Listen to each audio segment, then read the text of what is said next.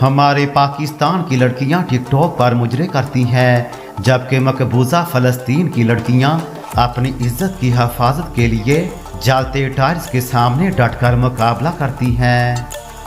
ये टिकटॉक पर ठुमके लगाने वाली यूरोपी बेहया औरतें नहीं, बल्कि ये मस्जिद अक्सा के लिए लड़ने वाली मुसलमान फ़लस्तीनी बेटियां हैं, जो असला से लेस इन जालिमों की आंखों में आंखें डालकर बात करती हैं। ऐसी ही माएँ सलाहुद्दीन अयूबी जैसे बच्चों को जन्म देती हैं।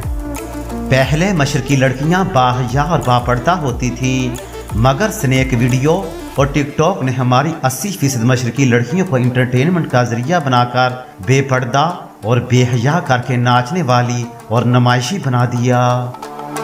हमारी लड़कियां तो टिकटॉक पर ठुमके लगाती हैं, मगर फ़लस्तीनी बच्चे एक हाथ में फीडर पकड़कर जबकि दूसरे हाथ में पत्थर का टुकड़ा पकड़कर इस्राएली फौज का मुकाबला करते हैं।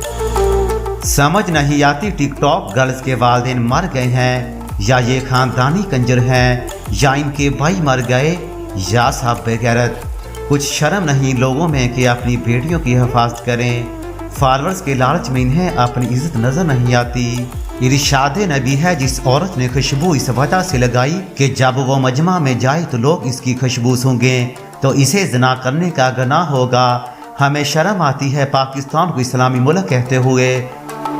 जिस मजहब में औरत की आवाज़ तक का पड़ता है और कहा जाता है कि मजबूरी में भी किसी नामहरम से पर्दे की ओर से भी सख्त लहजे में कलाम करो, ताकि वो किसी गलत फहमी का शिकार न हो जाए। औरत हज के दौरान तलबी भी ऊंची आवाज़ में नहीं कह सकती, अजान नहीं दे सकती, नमाज की इमामत नहीं कर सकती, नमाज जनाजा नहीं पढ़ा सकती, इस्लामी रियासत की हुक्मरान नहीं बन सकती, कुरान पाक ऊंची आवाज़ में नहीं पढ़ सकती। नात अल्लाह के नबी की तारीफ़ है, औरत नात भी ऊंची आवाज़ में नहीं कह सकती। कब्र में औरत को कोई नामहरम भी नहीं उतार सकता। लेकिन जब दर्जे की बात आती है तो माँ के रिश्ते से बढ़कर दुनिया में कोई और रिश्ता नहीं। जन्नत भी माँ के कदमों में डाल दी।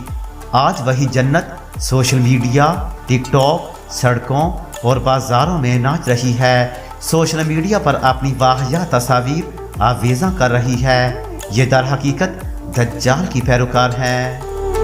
औरत का तंग बारीक या उरिया लिबास पहनकर अपने जिस्म और हुस्न की नुमाइश करना क़यामत के फितनों में से एक है। आज की लड़की तंग और टाइट्स, लेगिंग्स, शर्ट्स और बारीक तरीन कपड़ों में मुसलमान होने वाली लड़कियां फ़ख्र से अपने घरों से सज धज कर निकलती हैं। दिखाने के लिए अबाई पहनकर स्कूल, कॉलेज, यूनिवर्सिटी, ऑफिस में जाकर उतार देती है और बड़े बड़े चाकों से जागते इनके जिस्म फ़ख्र से गैर मर्दों औरतों को दिखाए जाते हैं, ये बताने के लिए कि हम ऐसी आइडियल फिगर रखते हैं। पहले ये काम तवाइफें, कंजरियाँ और कोठे वालियाँ करती थीं, अब ज़माना बदल गया। वही तवाइफें महंगे इलाकों के घरों में बेगम साहबा बनकर बैठ गईं, तो काम करने के अंदाज भी बदल गए।